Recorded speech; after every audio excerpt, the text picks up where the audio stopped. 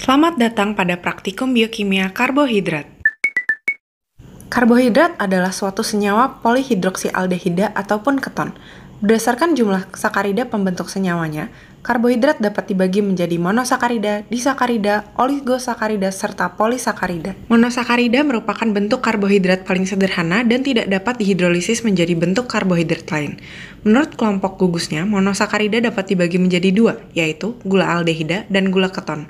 Contoh gula-gula dalam kelompok ini misalnya seperti glukosa, fruktosa, galaktosa, dan arabinosa. Disakarida sendiri merupakan karbohidrat yang dibentuk dari dua monosakarida, misalnya seperti sukrosa yang dibentuk dari fruktosa dan glukosa, maltosa yang dibentuk dari glukosa dan glukosa, serta laktosa yang dibentuk dari glukosa dan galaktosa. Oligosakarida dibentuk dari 3-6 monosakarida, sedangkan polisakarida yang merupakan karbohidrat kompleks dibentuk dari banyak monosakarida. Misalnya seperti amilum yang merupakan polisakarida glukosa dengan ikatan alfa-glikosidik. Percobaan yang akan dilakukan pada hari ini adalah tes Molis, Tromer, Benedict, Barfoot, dan tes Seliwanov. Tes Molis. Reagen dari tes Molis adalah larutan H2SO4 pekat dan larutan Molis. Tujuan percobaan ini adalah menunjukkan adanya karbohidrat. Dasar reaksinya adalah pembentukan furfural dari hasil reaksi antara karbohidrat dengan asam sulfat pekat yang kemudian bereaksi dengan alfa-naftol membentuk senyawa berwarna ungu. Tes Molis merupakan uji umum untuk identifikasi karbohidrat, sehingga semua karbohidrat dapat menghasilkan reaksi positif pada uji ini. Beberapa hal perlu diperhatikan dalam percobaan kali ini. Yang pertama adalah berhati-hati dengan menggunakan H2SO4 karena merupakan asam pekat. Yang kedua, penambahan H2SO4 dilakukan secara perlahan melalui dinding tabung kemudian ditegakkan perlahan. Dan yang ketiga, uji Molis positif ditandai dengan cincin ungu. Cincin yang berwarna selain ungu menunjukkan hasil negatif. Mari kita mulai. Mulai percobaan tes Molis. Pertama-tama masukkan 2 mili zat yang akan diujikan.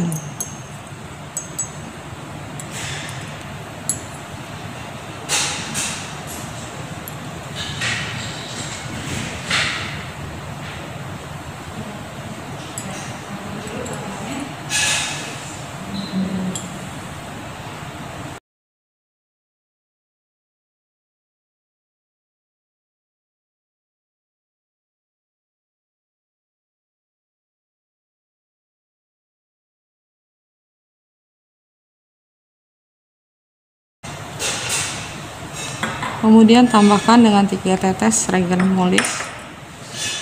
Kemudian dikocok.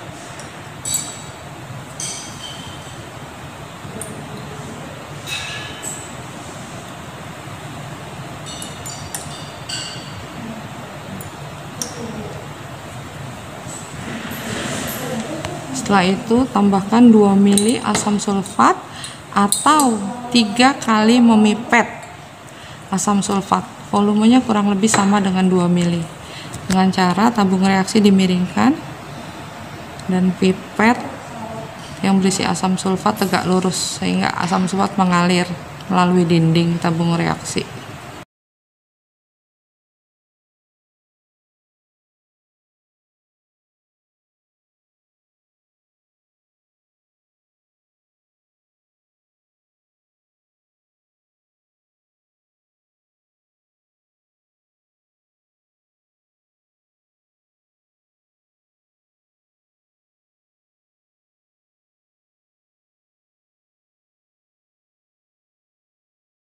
Setelah asam sulfat masuk,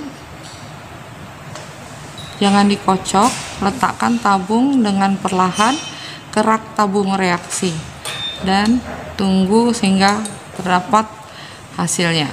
Dengan cara yang sama, lakukan percobaan untuk tabung reaksi kedua, ketiga, keempat yang berisi sukrosa, amilum, dan gliserol.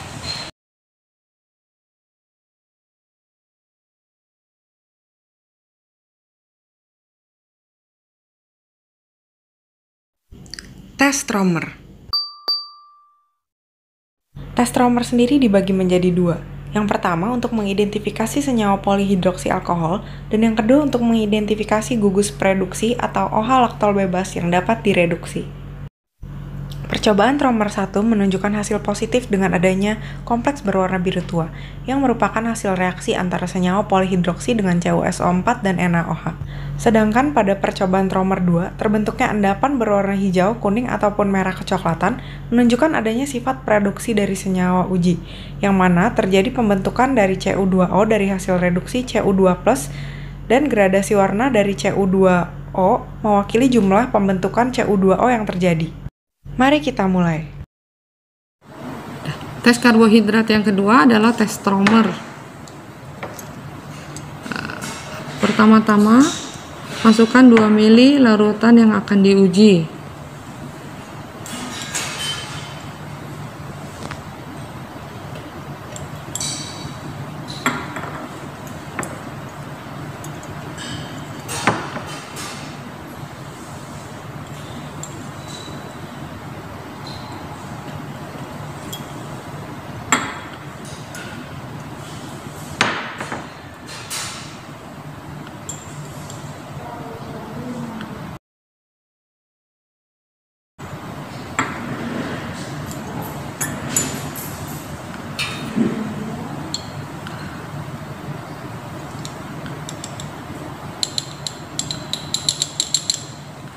Setelah itu tambahkan 10 tetes larutan NaOH 10% dan kocoklah.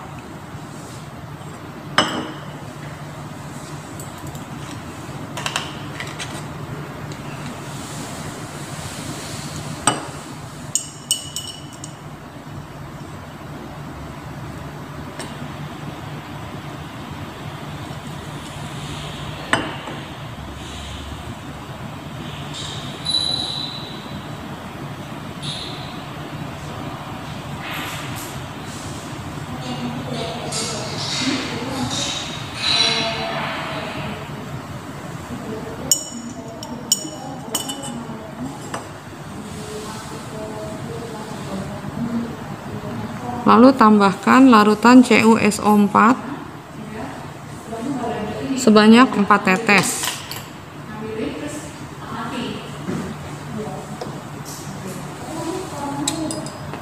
Dan kocoklah.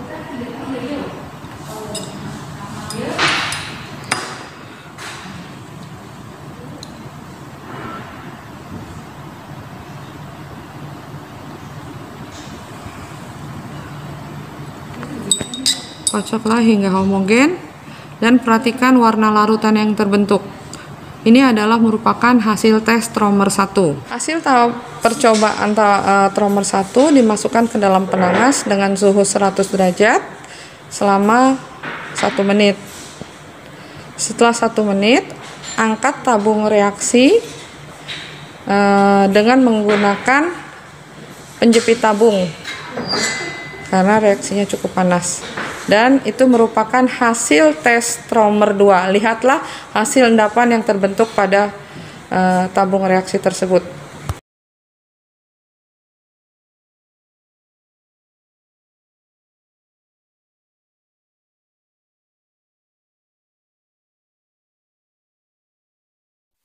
Tes Benedict digunakan untuk mengidentifikasi gula-gula prereduksi atau gula aldehid. Reagen Benedict mengandung Na-sitrat, Na2CO3, dan CuSO4. Dasar dari reaksi ini yaitu pembentukan endapan Cu2O yang berwarna hijau, oranye, atau merah yang merupakan hasil reduksi dari Cu2+ oleh senyawa uji dalam suasana basah. Mari kita mulai. Karbohidrat berikutnya adalah tes Benedict. Caranya, ambil 2 ml reagen Benedict dengan menggunakan gelas ukur 10 ml.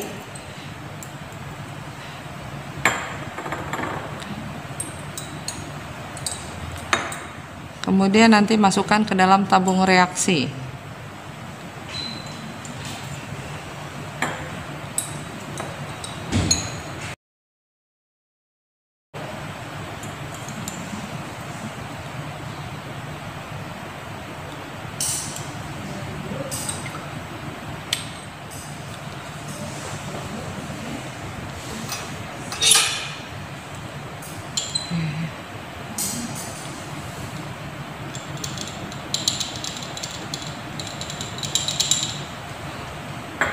Setelah itu tambahkan 4 tetes larutan uji yang akan diuji.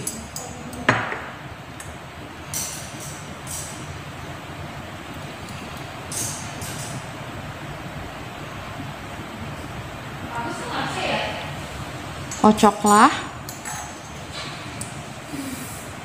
kemudian panaskan ke dalam penangas pada suhu 100 derajat Celcius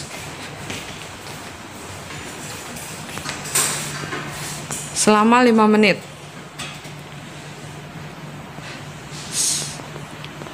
Setelah 5 menit, angkat tabung reaksi menggunakan penjepit tabung dan lihat hasil pengamatannya. Lakukan hal yang sama untuk tabung reaksi 2 dan 3 yang berisi maltosa dan amilum.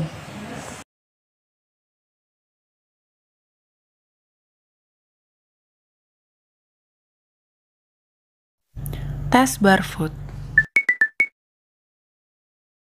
Tes Barfoot digunakan untuk mengidentifikasi adanya monosakarida.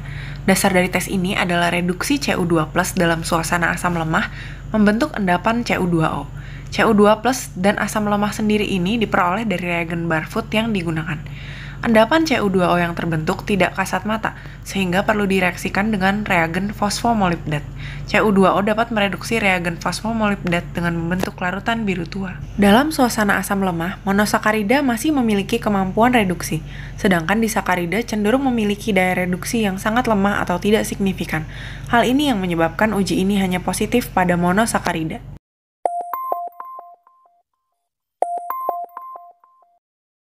Mari kita mulai. Hidrat berikutnya adalah tes Barfoot. Caranya ukur 1 mili reagen Barfoot, kemudian masukkan ke dalam tabung reaksi.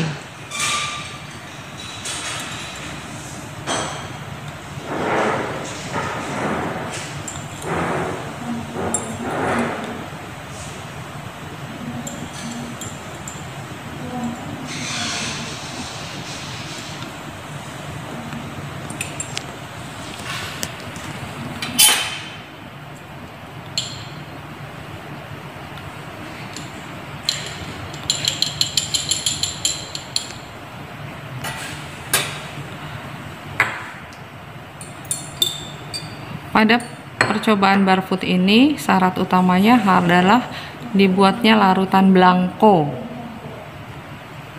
yaitu larutan yang hanya berisi reagen dan air aqueous.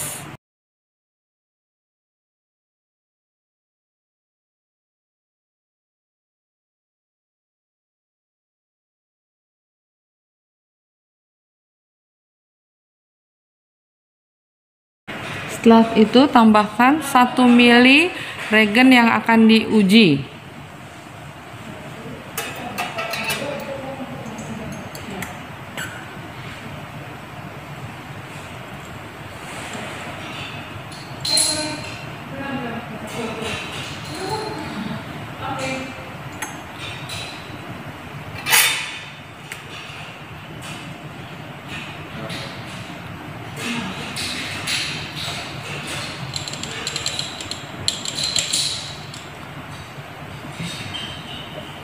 Kemudian dikocok. Kemudian untuk tabung yang berisi larutan blanko, setelah dimasukkan larutan reagen Barfoot, tambahkan aqueous sebanyak 1 mili atau menggunakan ketinggian larutan yang sama dengan menggunakan tabung reaksi yang sama. Setelah itu dikocok dan panaskan ke dalam penangas bersuhu 100 derajat Celcius selama 3 menit. Waktunya harus pas, tidak boleh lebih dan kurang.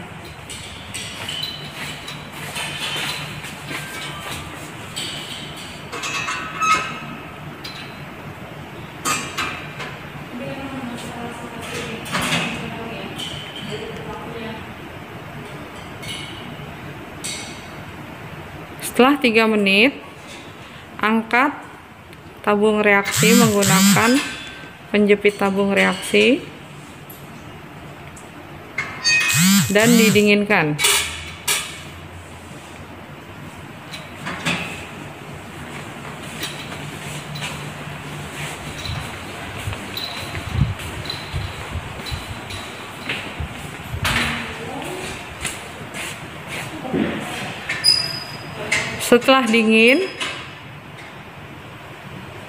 Setelah tabung reaksinya dingin, ditambahkan dengan regen fosfomolibdat sebanyak 1 mili.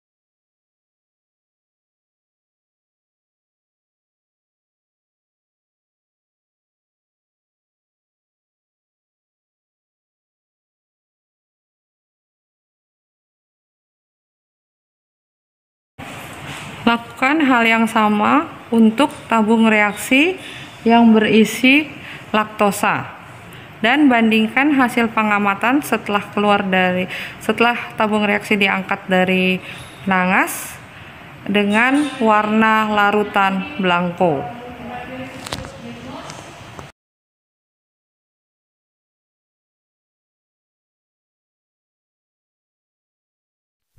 Tes Seliwanov. Tes Seliwanov digunakan untuk mendeteksi adanya ketosa atau gula keton. Dasar dari reaksi ini sama seperti tes Molis. Reagen Seliwanov sendiri mengandung 0,05 gram resorsinol dalam HCl 1:2 sebanyak 100 ml.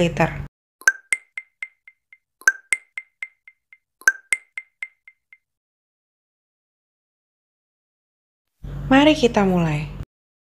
Percobaan karbohidrat berikutnya adalah tes Seliwanov. Caranya, ukur 3 mili regen Seliwanov menggunakan gelas ukur 10 mili.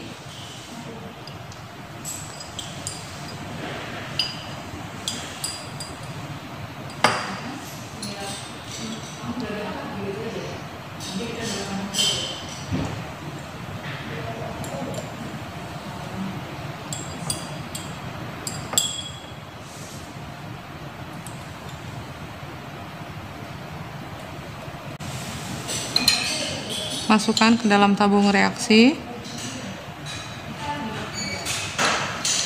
lalu tambahkan 10 tetes larutan yang akan diuji.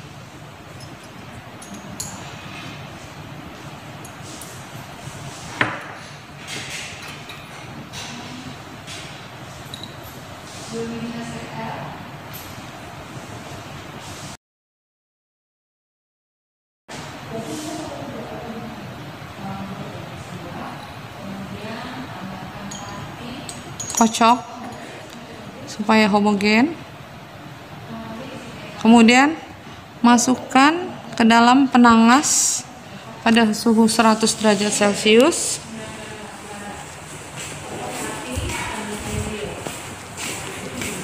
Selama 3 menit.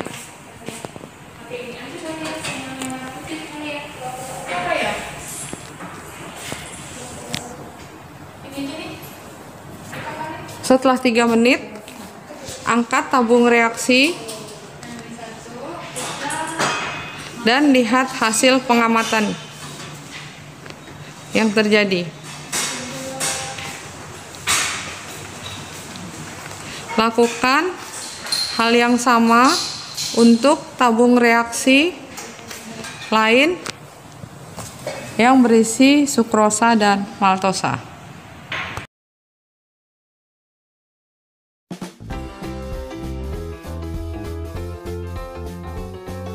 Demikianlah demonstrasi praktikum karbohidrat pada hari ini. Lengkapi tujuan percobaan, dasar reaksi, hasil pengamatan, dan kesimpulan dari percobaan pada buku praktikum kalian masing-masing.